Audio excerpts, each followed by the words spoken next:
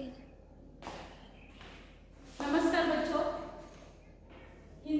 आज हम हिंदी व्याकरण कक्षा 9वीं और 10वीं के लिए देखने वाले हैं। उस व्याकरण में से हम पहला पाठ देखने वाले हैं, उसका नाम है शब्द ज्ञान। शब्द ज्ञान, शब्द ज्ञान यानी कि पार्ट्स ऑफ स्पीच। तो हिंदी ग्रामर का पहला पाठ शब्द ज्ञान आज हम देखने वाले हैं, और उस पाठ का नाम क्या है? शब्द ज्ञान। सबसे पहले हम शब्द किसे कहते हैं ये देखेंगे। शब्द किसे कहते हैं? तो शब्द यानी कि सार्थक अक्षर, सार्थक अक्षर या सार्थक अक्षरों के समूहों को, सार्थक अक्षरों के समूहों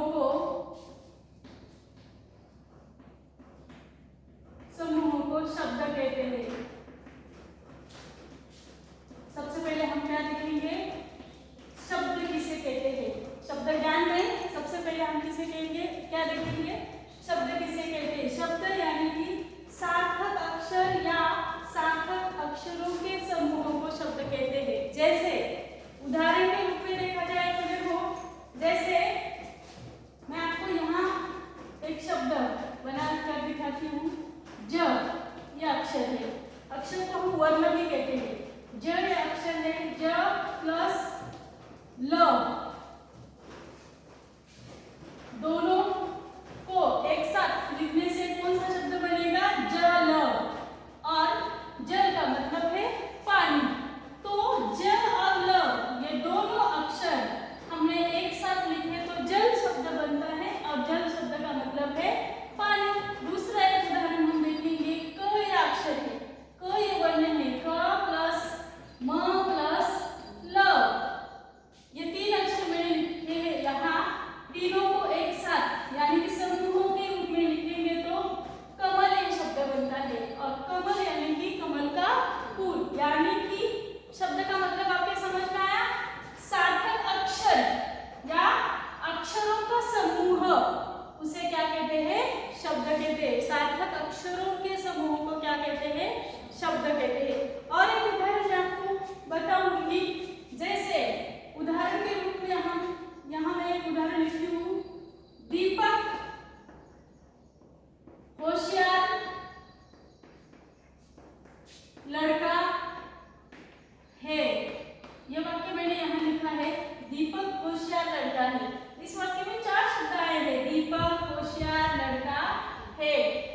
ये चार शब्द व्याकरण की दृष्टि से हम इन शब्द की ओर देखेंगे तो प्रत्येक शब्द का अर्थ अलग है और प्रत्येक शब्द का भेद भी अलग है। आप कहेंगे कि भेद कैसे अलग है? देखो, दीपक यह व्यक्तिवाचक संज्ञा है, व्यक्ति का नाम है। दीपक व्यक्तिवाचक संज्ञा है, दीपक व्यक्तिवाचक संज्ञा। होशियार, इस शब्द का भेद क्या है? होशियार इस शब्द का भेद है गुणवाचक विशेषण। होशियार एक गुणवाचक विशेषण है, गुणवाचक विशेषण। लड़का, लड़का जातिवाचक संज्ञा। लड़का क्या है? जातिवाचक संज्ञा। और इस वाक्य में सबसे अंत में आया जो शब्द है वो है यानी कि ये है क्रिया। ये क्या है? क्रिया। तो यहाँ मैंने जो वाक्य दिया है, इस वाक्य में चार शब्द आए हैं। इस चार शब्दों व्याकरण की दृष्टि से हम इनकी ओर देखेंगे तो प्रत्येक शब्द का अर्थ अलग अलग है, प्रत्येक शब्द का भेद अलग है। दीपक व्यक्तिवाचक संज्ञा है, होशियार गुणवाचक विशेषण है, लड़का जातिवाचक संज्ञा है, और ये क्या है? क्रिया है। तो इस वाक्य से हमें यह पता चलता है कि प्रत्येक शब्द का अपना अलग अलग अर्थ होता है, और उसे ही क्या कहते हैं? शब्द कहते हैं। उसे ही क्या कहते हैं? शब्द कहते हैं। तो शब्द का मतलब आपके समझ में आया? सार्थक अक्षर या अक्षरों के समूह को क्या कहते हैं? शब्द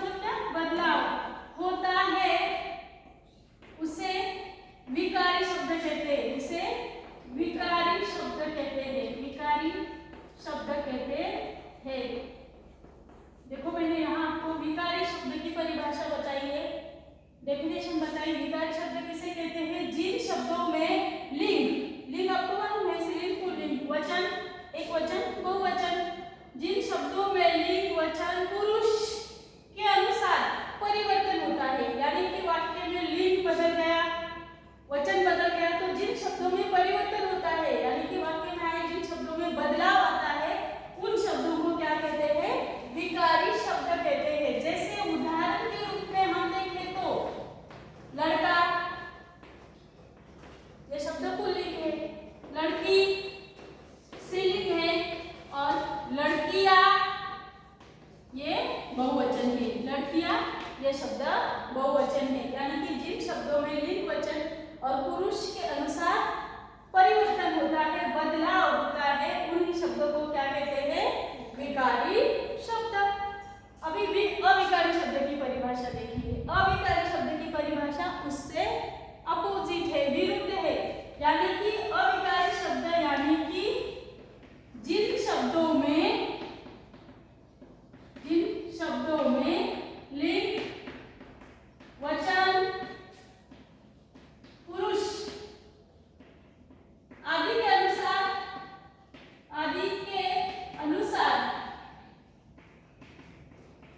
कोई परिवर्तन नहीं होता, कोई परिवर्तन नहीं होता, कोई परिवर्तन नहीं होता, उसे अविकारी शब्द कहते हैं। अविकारी शब्द कहते हैं। तो देखो यहाँ मैंने आपको अविकारी शब्द की परिभाषा बताई। दोनों परिभाषा एक दूसरे के अपोजिट है। अविकारी शब्द की परिभाषा मैंने क्या बताई? जिन शब्दों में लिंग वचन और पुरुष आदि के अनुसार परिवर्तन नहीं होता उससे अविकारी शब्द कहते हैं। जैसे उदाहरण के रूप में मैं आपको बताऊंगी। यहाँ मैंने उदाहरण विकारी शब्द में मैंने आपको लड़का, लड़की, लड़कियां इनका उदाहरण दिया था। इन शब्द ये लिंग वचन के अनुसार आए हुए शब्द हैं।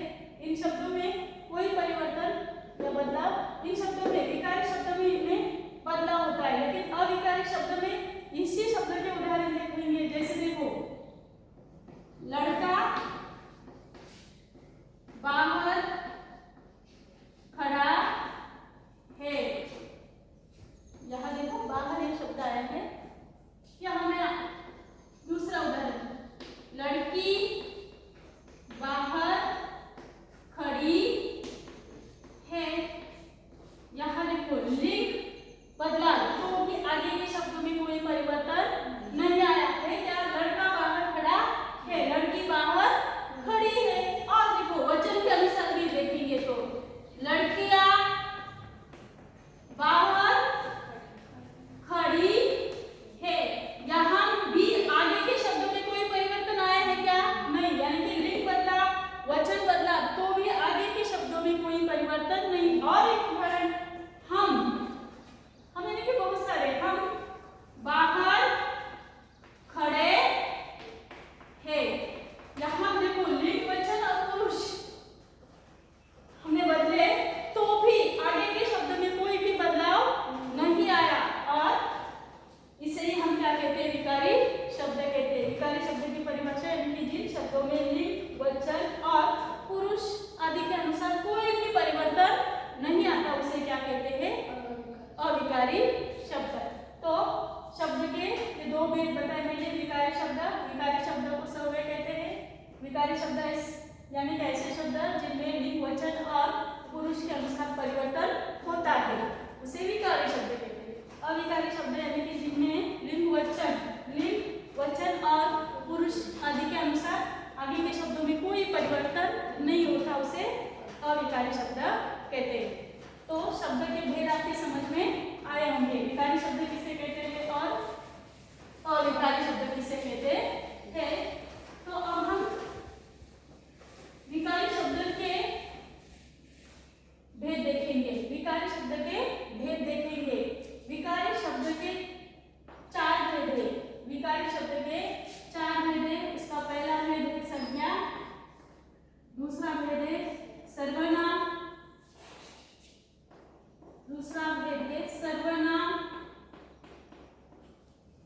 तीसरा भेद है उसका विशेषण, और चौथा भेद है क्रिया।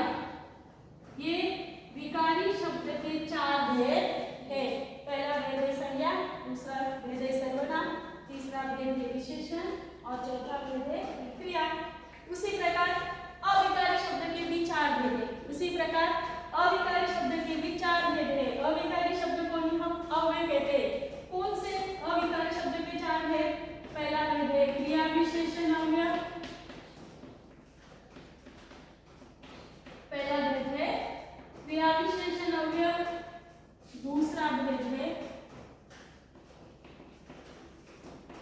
संबंध सूचक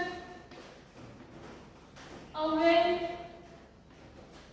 तीसरा भेद है समुच्चय बोधक अव्यय।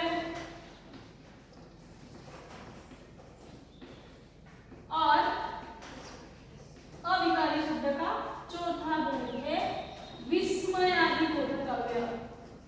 विस्मयादि बोधक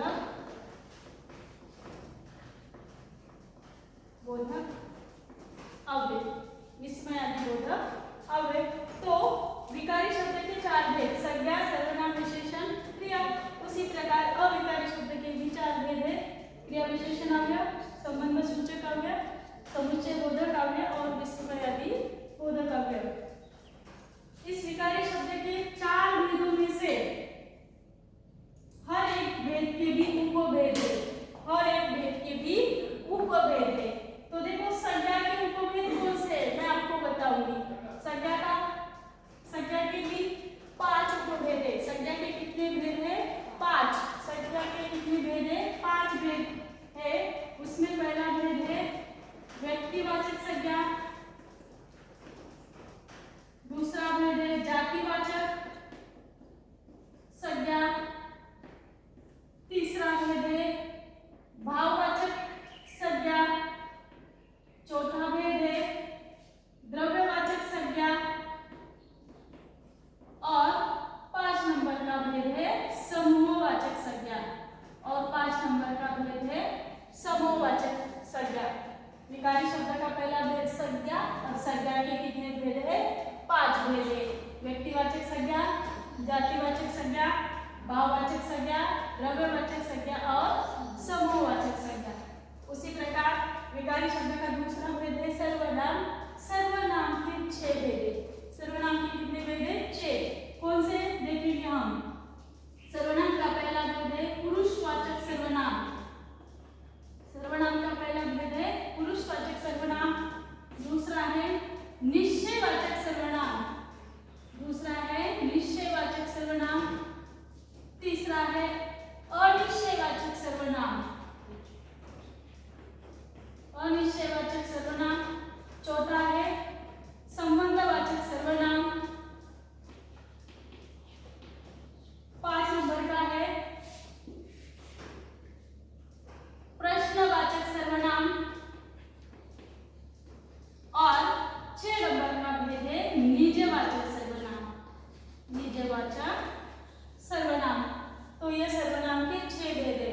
ये सर्वनाम के 6 भेद है। विकारी शब्द का दूसरा भेद है सर्वनाम और सर्वनाम के 6 भेद मैंने आपको यहाँ बताया। पहला भेद है पुरुषवाचक सर्वनाम, दूसरा है निश्चयवाचक सर्वनाम, तीसरा है अनिश्चयवाचक सर्वनाम, चौथा है संबंधवाचक सर्वनाम, 5 नंबर का है प्रश्नवाचक सर्वनाम और 6 नंबर का है निश्चयवाचक सर्वनाम। उसके बाद विकारी शब्द का तीसरा भेद हमने देखा विशेषण। और विशेषण के 4 भेद है। विशेषण के कितने भेद है? 4 भेद है। कौन से? वो मैं आपको बताऊंगी। गुणवाचक विशेषण। विशेषण के 4 भेद में पहला है गुणवाचक विशेषण, दूसरा है संख्यावाचक विशेषण, दूसरा है संख्यावाचक विशेषण, तीसरा है परिमाणवाचक विशेषण और चौथा भेद है सार्वनामिक विशेषण। सार्वनामिक विशेषण। ये विशेषण के 4 भेद है। विशेषण के 4 भेद कौन से? गुणवाचक विशेषण, संख्यावाचक विशेषण, परिमाणवाचक विशेषण, सार्वनामिक विशेषण। अभी विकारी शब्द का अंतिम यानी कि चौथा भेद है। मैंने आपको बताया था कौन सा? क्रिया। क्रिया के भी देखे जाए तो वैसे 5 भेद है, लेकिन हम सकर्मक और अकर्मक क्रिया को देखते हैं। तो क्रिया के भेद यहाँ मैं आपको बताऊंगी। पहला भेद है सकर्मक, अकर्मक, सकर्मक क्रिया, अकर्मक क्रिया, संयुक्त क्रिया, संयुक्त क्रिया, प्रेरणात्मक क्रिया। जैसे हम प्रेरणात्मक रूप बनाते हैं, मालूम है ना आपको? तो प्रेरणात्मक क्रिया और सहायक क्रिया। ये सहायक क्रिया भी आपको मालूम है, जो वाक्य के अंत में आती है, वाक्य का अर्थ पूर्ण करने में सहायता करती है। उसी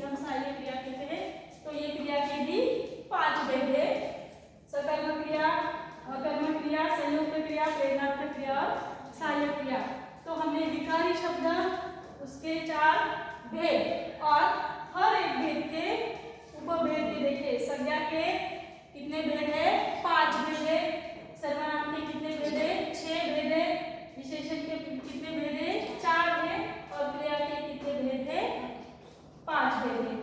यहाँ अविकारी शब्द के यह बस मुख्य 4 भेद है, इसके ज्यादा कोई भेद नहीं है। तो देखो संज्ञा की ओर जाएंगे, हम किसकी ओर जाएंगे? संज्ञा। विकारी शब्द का पहला भेद है संज्ञा, वो हम देखेंगे।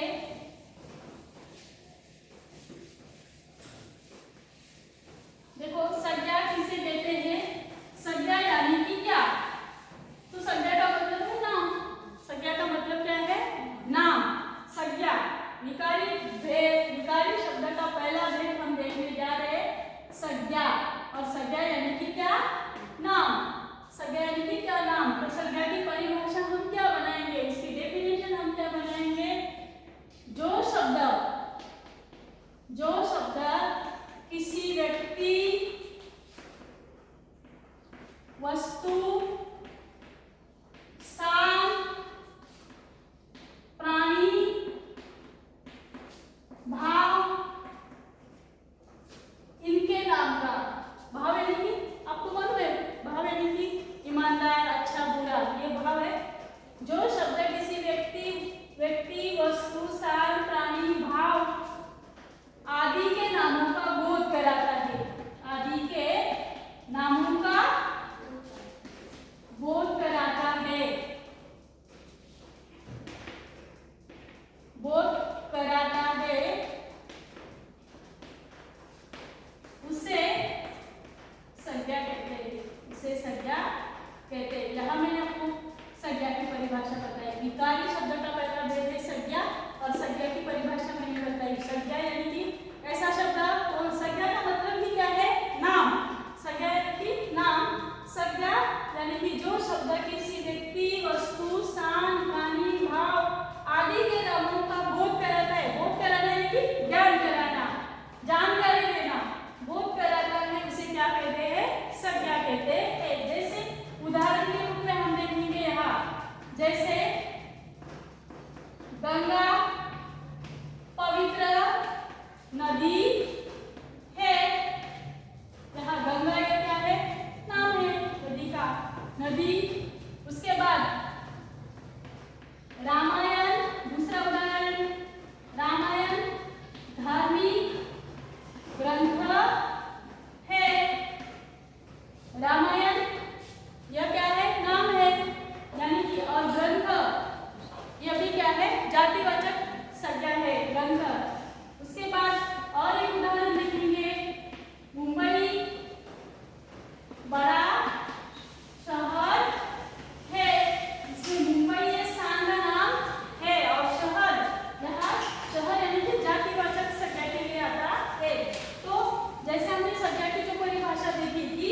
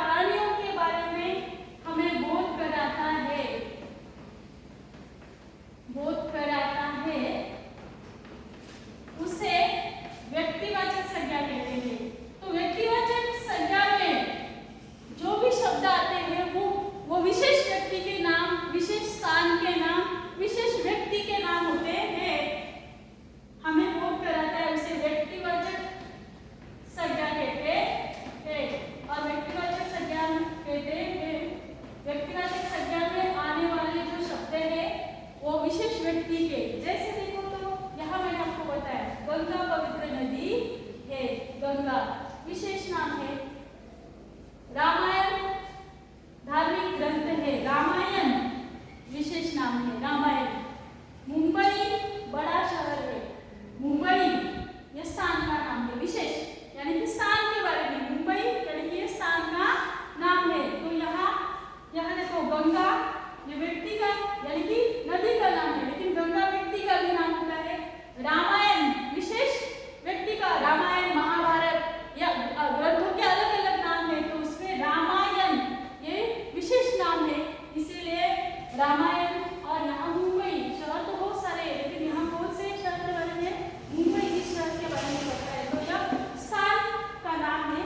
तो जो संज्ञा शब्द किसी विशेष व्यक्ति, स्थान या वस्तु के बारे या प्राणियों के बारे में हमें बोध कराता है, उसे क्या कहते हैं, व्यक्तिवाचक संज्ञा कहते हैं। समझ में आया? उदाहरण के रूप में मैं यही उदाहरण आपको यहाँ बताती हूँ। उदाहरण के रूप में देखें तो जैसे और एक उदाहरण मैं आपको बताऊंगी, दीपक होशियार लड़का है। इसमें दीपक क्या है, व्यक्ति का नाम है, व्यक्तिवाचक संज्ञा है। तो यहाँ उदाहरण के रूप में हम देखेंगे तो दीपक, जो उदाहरण मैंने यहाँ बताया आपको, रामायण, उसके बाद मुंबई, यह सारे के सारे उदाहरण किसमें आते हैं, व्यक्तिवाचक संज्ञा में आते हैं। विकारी शब्द का दूसरा भेद हम देखने वाले हैं, दूसरा भेद है जातिवाचक संज्ञा। विकारी शब्द का दूसरा भेद है जातिवाचक संज्ञा। व्यक्तिवाचक संज्ञा आपके समझ में है? व्यक्तिवाचक संज्ञा यानी कि जिस संज्ञा में विशेष व्यक्ति, वस्तु, स्थान के जो शब्द हमें उसके बारे में बोध कराता है, उसे क्या कहते हैं हम, व्यक्तिवाचक संज्ञा। अभी हम विकारी शब्द का दूसरा भेद देखने जा रहे हैं, इसका नाम है जातिवाचक संज्ञा। तो जातिवाचक संज्ञा, उसकी परिभाषा, उसकी डेफिनेशन क्या है, जो संज्ञा शब्द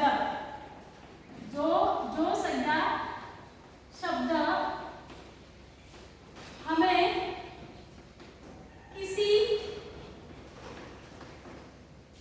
व्यक्ति, वस्तु, प्राणी,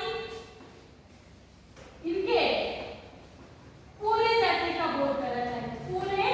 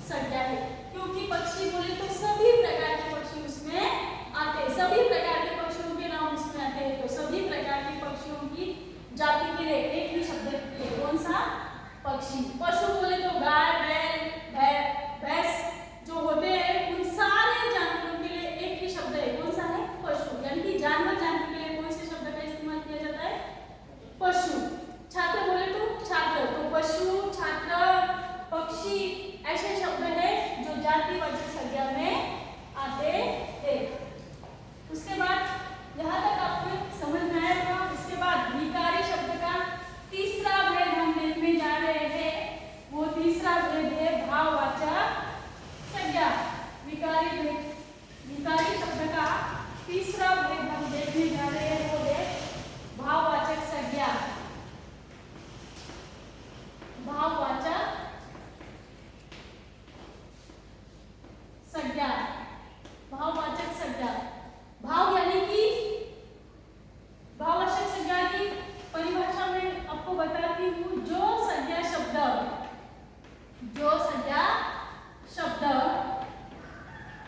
किसी व्यक्ति वस्तु या प्राणियों के